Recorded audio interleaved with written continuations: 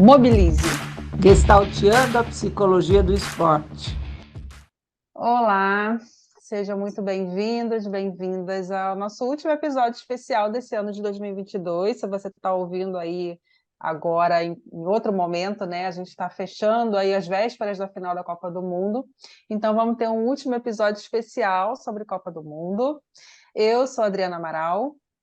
Eu sou Marta Magalhães. E para fechar esse ciclo aí sobre Copa do Mundo, nós tivemos um com o presidente da Abrapesp, um com o presidente da ABPEX. BPEX, e hoje nós temos uma representante especial aí da ASOPERJ, que é a Associação de Psicologia do Esporte do Rio de Janeiro, representando a ASOPERJ, né, porque o presidente não pôde estar, mas mandou uma convidada muito especial, que é a Larissa. A Larissa é psicóloga, né, especialista em terapia cognitivo-comportamental, especialista em psicologia clínica, tem experiência em categorias de base no futebol. Ela é membro da gestão atual, então, da ASOPERJ, né, e membro também da gestão da BPEX, professora universitária e psicóloga clínica e esportiva em consultório particular. Larissa Rocha, seja muito bem-vinda, obrigada por aceitar nosso convite. Olá, muito obrigada. Eu sou assim extremamente grata, né, pela confiança do Paulo em estar aqui representando a Soperj, que é uma associação que nesses 5 anos, né, fizemos em outubro 5 anos de fundação, né, tem não só aqui no Rio de Janeiro, mas eu vejo já numa escala nacional, levado a psicologia do esporte, do exercício a lugares muito altos, né? Que é algo que nós, aqui como psicólogos do esporte, desejamos para a nossa tão amada psicologia do esporte. É um Pois prazer é. estar aqui com vocês. Obrigada. E fechando aí esse ciclo de Copa do Mundo, ainda não sabemos quem é o campeão, dependendo de quando você ouvir, você já vai saber. Mas você tem experiência nas categorias de base, né? Eu também trabalhei com categorias de base, a Marta também trabalha com psicologia educacional, né? Tem todo um trabalho também com crianças, adolescentes. E eu fico pensando também, acho que talvez para a gente começar esse bate-papo, o impacto de um evento tão grandioso quanto a Copa do Mundo, né, sobre essas crianças e adolescentes que se lançam aí à prática esportiva. É claro que não só com a Copa, nos Jogos Olímpicos a gente tem isso também, né? Mas como que você vê isso? Como é que você viu na sua experiência? Como que você observa esse impacto aí da Copa sobre as nossas crianças, sobre os nossos futuros atletas ou não, né, mas que vão ter a iniciação esportiva? Sim. Eu vejo que, e aí eu primeiro nessa, né, eu gostaria de desmembrar não só a criança atleta, né, mas as crianças no geral. E aí Sim. eu me recordo muito de quando eu era criança, né, que tinha. Hoje, isso foi até muito falado atualmente, né? As decorações na rua, as ruas pintadas, né? Como a Copa do Mundo em si, né, o esporte futebol, mobilizava um bairro inteiro, um condomínio inteiro, né? Para que todo mundo se juntava, né? Juntava dinheirinho ali, um podia contribuir mais, outro menos, mas Uhum. para criar o evento Copa do Mundo, que vai para muito além do que acontece na cerimônia de abertura da Copa, né? Nos jogos classificatórios, é algo muito maior do que isso, principalmente aqui no Brasil, né? Que é tido o país do futebol. E hoje a gente já Uhum. está desmistificando até um pouco isso, porque tem outros países crescendo, né, no futebol também, a Uhum. Europa principalmente, né? E aí quando a gente olha para essa criança não atleta, né, que vibra mesmo assim com o futebol, com o evento da Copa, que mobiliza bem mais do que as Olimpíadas, infelizmente. Né? Uhum. Ainda, nem todo mundo ainda olha com o mesmo carinho para os esportes olímpicos como olha para o futebol. Isso acho que muito cultural aqui do Brasil, né? E aí a gente traz para o lado da criança atleta. É o ápice da carreira de um jogador de futebol, né, ser convocado para a Copa. Uhum. E aí eu me recordo que quando eu estava atuando nas categorias de base, ia fazer estabelecimento de metas com a equipe ou com um atleta individualmente, né, todos eles esqueciam das metas de curto prazo, né, e olhavam para de longo prazo. Ah, não, quero ser convocado para a Copa, quero jogar na Europa. Né? Só que Uhum. para você chegar lá, né? Você precisa, tem um longo caminho ainda para trilhar, né? Então, é engraçado que eu vi, assim, no clube que eu atuava, o ápice ali para as criancinhas primeiro, né, para sub-10, assim, por exemplo, era alcançar o futebol profissional.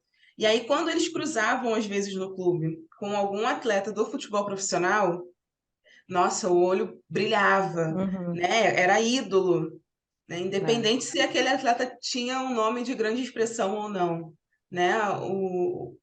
Aquele atletinha mirim, né? Via aquele jogador como um ídolo e tipo, quero encostar, quero ter uma foto com ele, né? Quero conversar, quero receber uma palavra de incentivo, né? Então, Uhum. quando a gente olha para a Copa, né, eu acredito que muitos atletas, muitos jogadores de futebol da base, né, têm essa meta, né, e buscam se motivar através do que veem, né, na internet, né, assistindo jogos, e buscam até mesmo melhorar o seu desempenho, né, pessoal a partir daquilo que eles veem de novo acontecendo dentro de campo. E que pode ser muito ilusório, né? Você está falando, eu estou me lembrando do trabalho da minha amiga querida Daniela Cida, que foi no mestrado dela, depois ela até continuou no doutorado, mas que virou livro, né? Sobre essa invisibilidade, essa Eu tenho vulnerabilidade esse livro. social e a possibilidade de ganhar visibilidade socialmente, né? Quando a gente sabe que são pouquíssimos os que chegam numa Copa do Mundo, pouquíssimos os que chegam no futebol profissional, ou mesmo numa Série B de Campeonato Brasileiro, né? Uhum.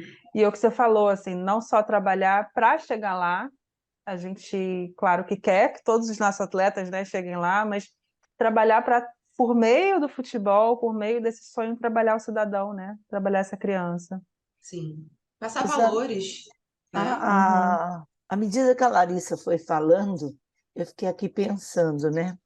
Larissa, a categoria de base da arbitragem começa aos 18 anos e É. raramente no apitinho de ouro com crianças e adolescentes. Uhum. Então, eu estou aqui pensando na importância desse trabalho da categoria de base. Na verdade, nós precisamos reforçar isso, porque todos, sem exceção, almejam estar lá, né? Você vai conversar com o menino, ele fala do Neymar, ele fala do Gabigol, ele fala do... Enfim, né? E só que alguém ensinou para ele que existe um percurso, uma trajetória, e que isso tem que ter muito esforço, muita dedicação, muita disciplina, comprometimento, e lá vai, né? E normalmente ele é uma criança e um adolescente mais agitado, porque ele o tempo todo é estimulado a estar correndo, a estar se desenvolvendo, enfim. E à medida que esse estímulo de ativação é muito alto, ele não tem o contraponto, que é o estímulo do relaxamento. Tanto é que quando ele vai relaxar, ele dorme. Uhum. Então, ele deita, como eles dizem, eu caio duro, quando eu vejo, já dormi. Isso tudo é um trabalho muito a longo prazo. E por que eu estou falando isso? Porque um pouco também da nossa abordagem, minha e da Adriana, é presentificar as ações, né? E a TCC tem todo um protocolo nesse sentido também, né? Uhum. Então, eu queria que você falasse um pouco mais desse estabelecimento de metas, dessa psicoeducação e dessa importância, porque para se chegar nesse nível, de qualquer modalidade, eles passam por muitas coisas, né? E parece que isso não é muito claro, né? E aí eu achei até maravilhoso o que você colocou, Marta, porque é impossível não fazer um gancho com o crescimento exacerbado da internet e das redes sociais, né? De coisas que, você estala o dedo e acontece. E Uhum. eu via muito assim, o atleta chegava, né, pequenininho ali, crescia um pouquinho, ia ali para uma categoria que tem um pouco mais de expressão, sub-15, sub-17, e ele achava que ele ia estalar o dedo, né, igual ele via às vezes na rede social, e ia acontecer, ele ia virar jogador profissional, ia cair no colo dele. Uhum. E isso, em partes, atualmente tem me preocupado bastante, né? Porque eles esquecem que para o Gabigol ser o Gabigol, para o Neymar ser o Neymar, né, ele teve que abrir mão de um monte de coisa. Pode até parecer que foi rápido, porque de fato o tempo está passando muito rápido, né? Esse ano, por exemplo, voou e a gente nem sentiu, né? Uhum. Mas teve todo um esforço, todo um trabalho, né, para que hoje esses atletas, né, sejam esse nome que tenham esse nome que eles têm, né? Então, em partes, isso hoje me preocupa. A velocidade das redes sociais, né? E a velocidade que os atletas, as crianças, né, na base, acham que as coisas têm que acontecer. Que eles logo têm que assinar um contrato de formação. E, poxa, logo eu tenho que assinar também um contrato profissional, né? Isso também, trazendo essa questão, né, do estabelecimento de metas, né, que eu acredito que até nós mesmos profissionais colocamos isso em prática na nossa vida, né, aonde a gente quer chegar, né, o que a gente quer fazer, o que nós precisamos fazer para chegar, né, aonde nós desejamos, né? Eu Uhum. vejo quando eu vou fazer esse trabalho com muitos atletas, eu vejo eles logo falando, como eu citei, né? Ah, quero jogar na Europa. Ah, quero ganhar o Campeonato Carioca, né? Aqui no Rio de Aham. Janeiro, né? Tá, e eu sempre faço a devolutiva. O que você precisa fazer para isso acontecer? Não é somente chegar e ganhar, porque você esbarra em inúmeras outras condições. Tem o adversário que está igualmente trabalhando e se preparando para esse momento, né? Mas o que você precisa fazer? Né? O que teu desempenho como atleta, né, você precisa melhorar? Tua alimentação, que eles às vezes esquecem essa Uhum. parte, né? Tua alimentação, como é que tá? Você tá fazendo certinho o que o nutricionista determinou? Tua preparação física.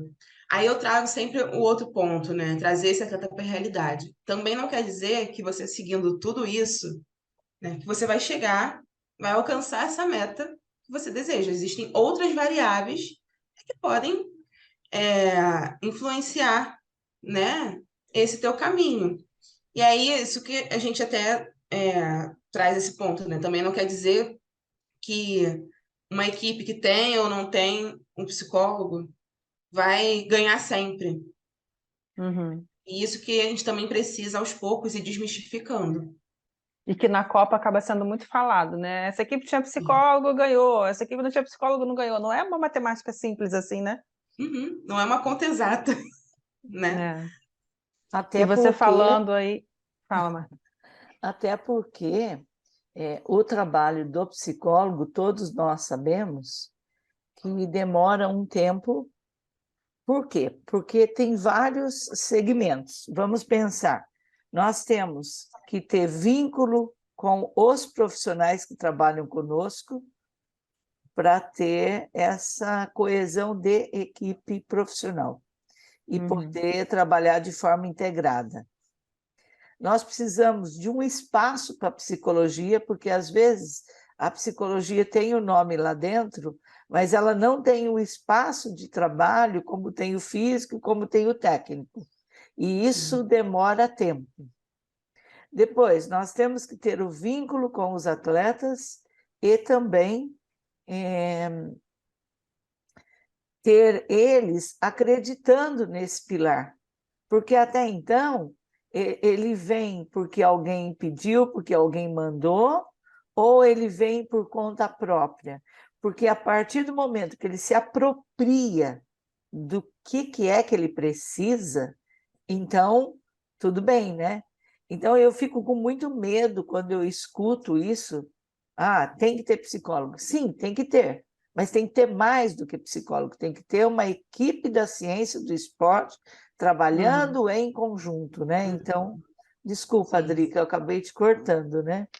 Não, Aí a não. psicoeducação entra até nisso, né? Sim, Que às vezes pensam que a gente tem que psicoeducar somente o atleta. Mas nós precisamos, para além de psicoeducar o atleta, psicoeducar a comissão. Porque se o técnico, principalmente no futebol, se o técnico não comprar o teu trabalho, não adianta que o atleta também não vai comprar.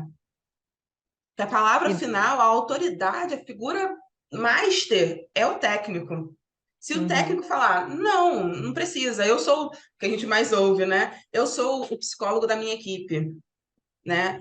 Não precisa de psicólogo. Ah, vai lá sentar e ficar conversando? Não, não tem necessidade disso, vai perder sessão de treino. Se o técnico não comprar esse nosso trabalho, não adianta, né? A gente É uma vai. questão cultural que no futebol acho que é mais forte, mas que parte de nós também, psicólogos, né, de mostrar que esse trabalho é assim, dessa forma. E mais uma vez a importância das categorias de base, né? Eu vejo, vocês devem ver também, a diferença quando você pega um atleta adulto que teve psicólogo nesse processo de base e um que não teve, que vai começar do zero, né? Uhum, Uma diferença absurda dessa sim. cultura mesmo e do trabalho individual mesmo, né? Do quanto que ele tem os recursos enfim, como a gente falou, não é só isso que vai fazer essa diferença, mas tem um diferencial aí, muitas vezes, né? Sim. E às vezes não só o atleta adulto. Eu vejo muito isso na diferenciação entre atletas de time grande, né, e atletas de Uhum, time menores, de Série B, né? Eu tenho muito tenho dois atletas de mundos diferentes nesse sentido. Eu tenho um que é um time de grande expressão aqui no Rio de Janeiro e outro que está no clube menor, né? aham, E a mãe, por entender, né, a importância do trabalho da psicologia, por pesquisar e tudo mais, ela ela trouxe ele para o atendimento comigo. Mas assim, como é diferente um atleta esse é o atleta do clube grande, né? uhum, Tem um acompanhamento psicológico no clube, mas ele queria algo mais individualizado, e aí ele buscou por uhum, fora também. E o outro que nunca nem teve, aham. é. né? Larissa, você está trazendo uma outra questão que eu esqueci de colocar. Bom, vamos então pensar.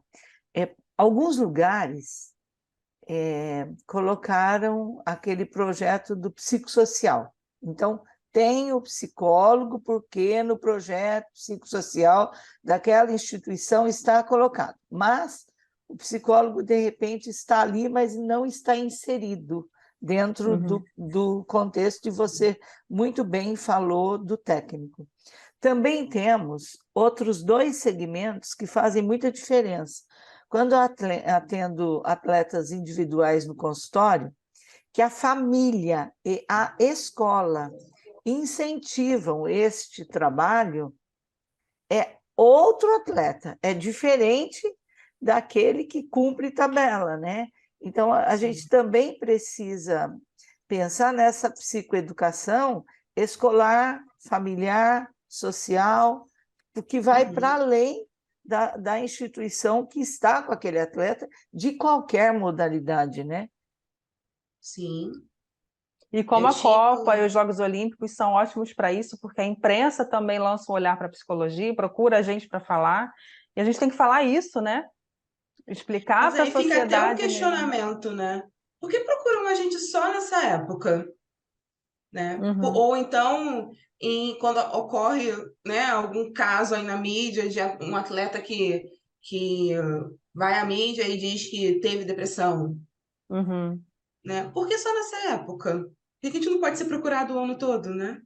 E É por uma que cultura da só? psicologia, né? E por que Fala. só quando tem depressão e tem problema? Por que não falar também da disciplina dele, que de repente mudou com o trabalho da psicoeducação, que o Uhum. treinamento dele está mais consciente e por isso o desempenho acabou também sendo melhor, né? Só tem um lado, né? É o lado que parece que ficou, é doença mental, não, é saúde mental, né? Só olham para o lado da doença. Até É, porque infelizmente, né, é o que traz a mídia, é o que é. faz a mídia acontecer, né? A doença, o problema, a solução, né, não dá ibope, E isso que eu ia falar também, eu acho que é uma questão cultural e histórica também, da própria constituição da psicologia, né? A psicologia surge da medicina, surge da doença, né? De tentar curar o que não está funcionando, e a gente ainda tem, não só no esporte, na clínica, as pessoas não procuram, dificilmente procuram psicologia clínica, porque eu quero me entender melhor. Até tem alguns, mas geralmente procura porque está numa crise de ansiedade absurda, numa depressão grave, tá? Já, né, num ponto em que precisa correr atrás do prejuízo e não cuidar da sua saúde mental, né? E o esporte acho que ajuda muito isso, que o esporte ajuda a gente a cuidar, né? Um dos pilares aí que ajuda a gente a cuidar do nosso corpo, da nossa mente, da nossa saúde, né? Do nosso Não é organismo. terapia, mas é terapêutico. Exatamente. E aí, voltando lá atrás no que você falou lá atrás, a gente acabou indo por outro caminho, mas eu queria voltar um pouquinho, porque eu acho também, pegando o gancho da Copa do Mundo, a psicologia não trabalha, e aí não sei se vocês concordam, né? Mas é a minha visão. A psicologia não trabalha só também com esse desenvolvimento dessas habilidades psicológicas, isso também faz parte dessas habilidades psicológicas, que é mostrar para esse jogador, e eu estou falando especificamente do futebol, mas é em todas as áreas, a responsabilidade social que ele tem. Esse jogador que está lá fazendo gol, que a gente olha na televisão, nossa, eu quero ser aquele jogador, eu quero estar lá com a torcida um dia ganhando uma Copa do Mundo. Eu inspiro, né, nas pessoas, nos espectadores, nos telespectadores, essa vontade também. E essa pessoa vai virar um exemplo, né? Eu admiro e eu vou muitas vezes seguir o comportamento daquele jogador. E quando eles têm essa responsabilidade social, se tornam pessoas públicas e precisam também zelar por essa imagem, né? A gente também precisa cuidar disso quando trabalha com esses atletas. E o quanto eles não são conscientes disso, Uhum. infelizmente, né? Acho que o que mais foi falado nessa Copa, né, foi a tal carne de ouro, Uhum. né? E aí você tem na comunidade um menino que desce todo dia, né? Às vezes deixa de treinar porque tem tiroteio, né? E tá assim, passando fome às vezes, que é a única refeição que ele tem, às vezes, é dentro do clube.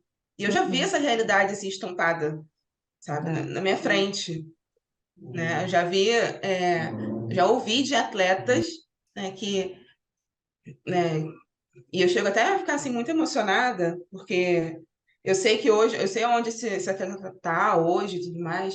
Já ouvi de atletas falando assim: "Poxa, tia, tudo que eu queria era um lanche do McDonald's".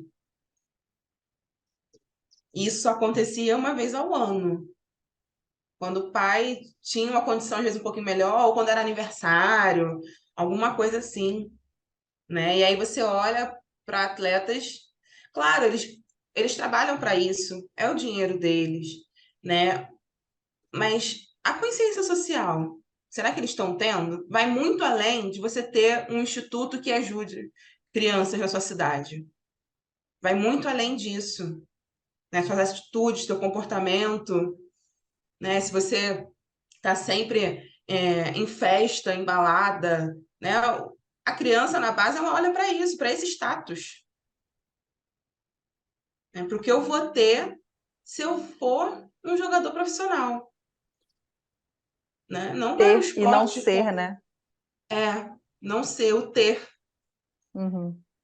né? E aí você tem atletas de 13, 14 anos com patrocínio com grandes marcas esportivas, né? Uhum. Que um tênis, e era engraçado que assim, eu via os meninos, né, com uns materiais e tal, pô, beleza, bacana, é mérito seu, fruto do seu trabalho e tal. Mas aí eu olhava para o meu lado, caramba, eu tô trabalhando pra caramba, né, para conseguir juntar um dinheiro, né? Porque, vamos lá, é Uhum. caro. Né, você comprar um tênis de uma marca esportiva É. grande aí não é menos de R$ 300, né? Eu falo, Uhum. caramba, eu tô aqui trabalhando, né? Puxando dali, puxando daqui, né? Para chegar, às vezes, num momento e me dar de presente um tênis desse. E aí isso cai de bandeja, sabe? Às vezes na mão desse menino. E um monte, Uhum. né? É muita coisa. Né? Às vezes a gente olha as fotos que eles postam, assim, é muita coisa. E isso assusta, porque começa desde a base a valorizar o ter e não o ser jogador. Os impactos que o ser jogador traz, né, na sua vida, do que você tem que abrir mão. Olha mais pro glamour. Uhum. esquecem da outra parte, supervalorizam o status, né? E isso eu acho que a gente precisa mudar, e cabe também a nós, psicólogos, não só do esporte, mas dos psicólogos sociais e afins, a psicologia social que está inclusa, às vezes, dentro do setor psicossocial de um clube, trabalhar isso, olhar para esse outro lado, trabalhar isso com o atleta também, né? Sem dúvida. Que bom te ouvir falando isso, porque a Adriana foi feliz agora dizendo, a partir de uma Olimpíada, a partir de uma Copa, se tem visibilidade, se pode falar um pouco mais, né? E você sabe muito bem, e todos nós sabemos, que tudo é uma mudança cultural. Futebol, por exemplo, nos últimos anos, está passando por uma mudança cultural e social a partir do VAR. Uhum. Inclusive, a educação de regras dos pequenininhos na categoria de base, que está tendo outra função. E essa questão do social, ela é muito importante. Por quê? Porque tem meninos que são arrimo de família e que estão lá para poder levar alguma coisa para casa, tem outros que estão lá sonhando em ser o Neymar da vida, e depois, quando não tem um acompanhamento ou um trabalho, e chega no ensino médio, a gente vê até se perdendo, né? Porque não tem uma linha norteadora, e tudo isso porque sonha com o último degrau e não com a construção da escada. Então, esse lugar do social é um lugar prioritário para nós todos que estamos à frente, para o psicólogo, para o treinador, para o preparador, e etc, etc, etc, né? Então, acho que é muito bem lembrado, e esses são os momentos da gente realmente trazer para a discussão isso. Sim, e, Marta, algo que você disse aí, né, com relação à valorização do estudo, da escola, né, isso é muito esquecido, principalmente no futebol. Você olha a realidade dos esportes olímpicos, né, e você, nas últimas Olimpíadas, muito foi falado isso, né? Muitos atletas que não são só atletas, que têm suas outras profissões, né, Uhum. e precisam é, dar conta de tudo em busca do ganha-pão, né? E no futebol, o estudo, infelizmente, é colocado de lado. E aí, mais uma vez, né, o social atravessa aqui o nosso bate-papo, né? Porque a gente sabe a importância da educação para a vida de um ser humano. E aí você tem atletas que vão concluir, às vezes, o estudo online, né? Tem, hoje em dia, ainda mais, né? Cresceu essa questão das escolas online, ou vai lá e faz um EJA, né? Para poder concluir mais rápido, né? E não tomar tanto tempo assim que o futebol precisa, né? De, de- do tempo livre, né? Daquele atleta. E aí também tá um dos motivos, né? Que os atletas de futebol hoje em dia não têm essa consciência social, porque isso também é muito passado através da educação, da escola. E aí, quando a educação, quando a escola é deixada de lado, colocada nem em segundo plano, né? Terceiro, quarto, quinto plano. Tipo, se tiver tempo, eu estudo. Eu não gosto de estudar.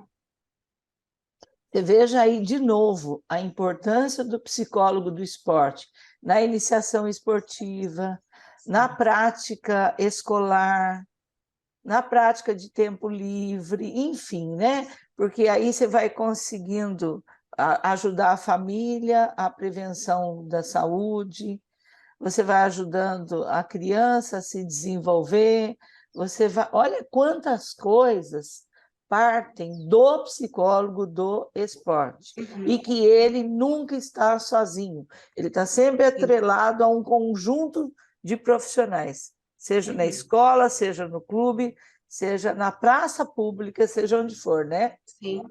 A escola auxilia no desenvolvimento cognitivo, que é diferencial, né, para o esporte. E E eles aí muitas vezes não têm ninguém essa olha noção, isso, né? nem um pouco. Eu preciso Acham que a saber escola física, vai. eu preciso saber história, eu É, preciso saber português para poder ser um bom sim. jogador. Acha que só vai influenciar na hora dele dar entrevista e não falar o português errado. Não falar a Uhum. gente vai, nós fomos. Né? E É. não é só isso, né? É o dentro de campo. Se ele desde, né, do prézinho lá na escola, né, não tem esse incentivo por parte dos pais, ó, tem que estudar. Não, vamos para o futebol, mas suas notas precisam estar boas, você precisa também estudar. Né? Ele não vai conseguir ter o desenvolvimento cognitivo esperado que o esporte exige. Ele não vai conseguir entender os comandos que o técnico passa. Não vai fazer sentido para ele, porque ele não tem isso bem desenvolvido. Mas eu acho que pega também no que você estava falando, né? Do ter e do ser. Como o futebol está muito mais inserido nessa cultura de consumo, nessa cultura capitalista. E a gente vê isso das próprias famílias, né? Você falou, os atletas de outras modalidades, até porque tem a questão do amadorismo, profissionalismo, a gente não vai entrar nisso aqui, mas tem muito estudo aí sobre isso também, né? Mas o atleta de outra modalidade, a gente falar de maneira geral aqui, óbvio, geralmente vê isso da própria família, né? Incentiva o estudo e a modalidade. Acho que Uhum. o futebol acena com uma cifra tão alta, com milhões, com carros, né? Com viagens, com coisas tão altas, que eu, pelo menos, vejo na minha prática, a própria família. Você faz uma prova de segunda chamada, dá um jeito na escola, mas não falta o treino. Porque tem Eu vou lá essa conversar com a possibilidade. diretora. Eu vou lá Aham, conversar. A mãe mesmo fala, os pais mesmo falam, né? Eu vou lá, é. eu resolvo. Vou lá conversar com a diretora. É. E aí o foco passa a ser o futebol, porque, na minha visão, pelo menos, acho que tem muito esse apelo. A gente pode ganhar muito dinheiro, né? A gente pode mudar de vida, que É. é genuíno, né? Essa vontade de Uhum. melhorar de vida. Mas acho que tem essa diferença, né? Nos outros esportes não tem isso. A gente não vê aí um atleta de outra modalidade. É raro ver um atleta de outra modalidade ostentando como ostenta um atleta de futebol, né? Sim. Você E sabe, aí eu posso até usar de exemplo a minha própria vida. Né? Eu fui por muitos anos atleta de judô. Né? Uhum. Por muitos anos. A minha família sempre incentivou o esporte e o estudo. Né? Eu sou filha de professora, então estudo em primeiro lugar, mas é muito importante para o desenvolvimento social. Para minha família é assim até hoje, né? Para o Aham. desenvolvimento social, né? Para a constituição de valores, é muito importante o esporte. Então, já pratiquei inúmeras modalidades esportivas, mas a que me prendeu por muito mais tempo foi o judô. Então, por Uhum. muitos anos, eu fui judoca e chegou um momento, né, que eu precisava decidir, né, se eu ia seguir, né, na carreira de atleta ou se eu ia estudar. Eu me recordo bem, assim, eu adolescente, e a minha cabeça borbulhava, né? Poxa, eu gosto muito do esporte, eu amo o esporte, e esse é um arrependimento que eu carrego comigo. Tem algum momento eu pensei recentemente em retornar, mas acho que não sei se cabe mais, Uhum. né? E eu falei, não, eu prefiro nesse momento optar em estudar, porque vai ser mais fácil, talvez, né, pelo viés do estudo, eu alcançar o sucesso que eu desejo, né, do Uhum. que pelo viés somente do esporte. Né? E aí eu optei por abrir mão, né, do ser atleta, né, Aham. para ir atrás de um outro sonho que no começo não era nem a psicologia, era outra coisa, né? E Uhum. aí depois que virou a psicologia e por fim a psicologia do esporte foi onde eu me encontrei, né? Mas teve, né, esse lado, não, você vai estudar, mas também pode ser atleta, né? Mas o estudo está sempre em primeiro lugar. ouvindo a Larissa e ouvindo hoje alguns adultos que eu atendo, que foram atletas e que hoje ou são treinador, ou são árbitros, ou são psicólogos, ou são professores, enfim, estão dentro do esporte de algum jeito, né? Mas eu ainda quero, de novo, reforçar uma outra coisa. As regras daquela modalidade, onde a psicoeducação ajuda. porque às vezes a criança começa por um incentivo do pai, do tio, do avô, mas não conhece da modalidade. Isso acontece muito também na ginástica. Pequenininho, pula, é magrinho, é pequenininho, é ágil, então vai. E depois não era bem isso, porque começa muito cedo, né? E esse trabalho do psicólogo, da psicoeducação, de toda a condição do que é aquela modalidade, como é que ela como é que é a regra, o que exige dela, quais são os tipos de treinamento, como é que ela encaixa isso com a sua hora de escola, com a sua hora de brincar, né? Porque tem tudo isso quando eles são pequenos. E, às vezes, trabalhando muitos anos com a arbitragem, eu percebo que as regras, às vezes, ficam esquecidas. E eu estou falando especificamente agora do futebol. Tem meninos que chegam no sub-15, sub-17, sub-20, sem conhecer de regra.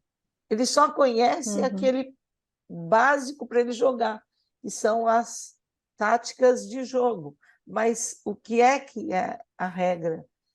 Quais são os aspectos, até para o fair play, até para o cuidado com a equipe dele, com o adversário, enfim, né? Isso é pouco falado também, na verdade. Sim. Pouco Né? Não falado e pouco tem. trabalhado, né? Olha que É muito que o material também brasileiro em para si trabalhar. conhece pouco de regra. É, Né? fair play, assim. É uma palavra bonita, Verdade, sabe? verdade. Mas não falam, não se fala, o que é o fair play? Quais são atitudes de fair play que Uhum, você uhum. precisa ter dentro de campo? Não fala. E olha, fica aí a dica para psicólogos e técnicos que estão ouvindo a gente, né? Quanto material para trabalhar além da bola, do domínio de bola, do domínio da concentração, né? Não palestras, porque com criança não dava para trabalhar com palestra, né? Mas trabalhos que ensinem Dinâmicas, isso, que né? façam pensar isso. Pois é. Dinâmicas que mobilizem isso, né? Uhum, muito importante. Meninas, nós estamos chegando ao final, Larissa, do nosso Poxa, passou muito tempo. rápido. Antes do final, Marta, posso só falar uma coisa? Como a gente está falando de Copa do Mundo, a gente está aí, quem vai ouvir, não necessariamente vai ouvir antes da final, mas eu queria ouvir o palpite de vocês aí para a gente fechar falando de Copa. Como é que vocês estão vendo essa final em alguns minutinhos e Aí, qual o palpite? olha, eu confesso a minha frustração porque eu tinha o sonho do Hexa, mas colocando os pés no chão, né? Eu vejo que assim chegaram duas grandes equipes na final, mas pelo futebol e deixando até um pouquinho de lado, né, não provocando essa rivalidade entre Brasil e Argentina, nem nada disso, eu vou, acho que na França. Eu acho que Meu segundo time é a França, em todos os é, esportes. Eu amo a França. Mas eu o confesso futebol que eu. que eles mostraram agora nessa semifinal contra o Marrocos, né? Eu É, fiquei encantadíssima, né, pelo Marrocos ter chegado à uhum, semifinal. Acredito sim, que para eles ali essa tenha sido a Copa do Mundo deles, sim, né? Um com time certeza. africano, um país africano chegar ali numa semifinal de Copa do Mundo, né? Uma Tem o grande seu peso, tem o conquista, seu né? valor, mas pelo futebol que a França veio apresentando durante toda essa Copa, mesmo que a Argentina tenha o Messi, né? Eu vou na França. Pois é, eu torço pela França, mas eu confesso que eu também admiro muito a Argentina e a Argentina dessa Copa de 2022, até por não ser só Messi, né? Não ter essa Uhum. Messi dependência, ter um time integrado também, eles demonstraram também, acho que muita força, então. E até Sim. para ir além dessa rivalidade que não faz mais sentido hoje, acho que a mídia até Uhum. incentiva isso e, né, não faz mais sentido, assim. Então, que Sim. vença o melhor. Também estou bem. Confesso que eu fiquei torcendo para o Marrocos depois que o Brasil. Eu Porque, também. porque foi muito, muito legal ver essa expansão, né? Essa ampliação deles. Uhum. E realmente a França está com um timaço. mas até por não ser só Messi, até por ter outros valores protagonistas, eu gostaria muito de ver a Argentina, porque os nossos irmãos tá aqui pertinho, essa América do Sul, né? rivalidade, aham, Sim. essa rivalidade é uma coisa instigada pela mídia. Hoje a gente precisa ter um olhar, até porque a Argentina hoje está precisando muito desse cuidado, né, a nível social, que a gente tanto falou, né? Mas a França está com um timaço. Então, e a molecada lá é boa, hein? Dá licença. Não é? E Joga torcer para o Marrocos bonitinho. beliscar em um terceiro lugar ainda, né? Ainda tem o terceiro lugar. Verdade. Vamos torcer, né? Mas, hein, tenho essa expectativa aí. Marrocos e Croácia, né? Isso. Tenho essa possibilidade. Vai ser a Copa do Mundo deles. Eu fico muito feliz, né? Como mulher preta de origem africana, né? Uhum. Impossível também não se alegrar por essa conquista do Marrocos, né? Ver um time, uma seleção que geralmente nem se classifica, né? Seleções africanas nem se classificam para as fases finais, às vezes nem chegam, muitas nem chegam às vezes na Copa, né? Se classificar para a Copa, né? Ver uma seleção africana se classificando, chegando aí nas semifinais. Nossa, eu fiquei muito, muito, muito feliz, né? E a alegria até, aquela foto emblemática, né, do jogador beijando a mãe, a alegria daquela mãe, né? Aquilo é muito lindo, né? Aquilo faz eu entender por que eu amo tanto o futebol, por que eu amo tanto o esporte. São nesses detalhes, né? E que isso possa trazer algum benefício para o país, né? Não Sim. só no esporte, que possa mudar alguma realidade lá, por pequena que seja. E a Copa do Mundo é a Copa do detalhe. E se nós pudermos ampliar esse olhar para o social, vai ser muito bom para todos nós, né? Sim. Bom, vamos então continuar Sim. torcendo para o Marrocos e vamos ver quem leva essa taça, né? Larissa, muito obrigada, prazer estar com você aqui. Adri, mais uma vez, né? Muito bom, né? Muito bom, Larissa. Obrigada por você aceitar nosso convite. Acho que foi ótimo o bate-papo, a conversa, mais uma ampliação das nossas fronteiras também, né? Dessa parceria com as associações de psicologia do esporte, que é importante, de novos profissionais que estão chegando aí, né? E da gente fortalecer nossa área, né? Nosso trabalho. Eu que agradeço imensamente, né? Em meu nome, em nome da Soperj, tá aqui batendo esse papo com vocês. Foi maravilhoso, passou rápido demais. Passou. E contem com a Soperj, né? No que vocês precisarem e no desenvolvimento da psicologia do esporte no Brasil, que está no mundo, né? Isso aí. Até a próxima. Um beijo, até mais. Tchau.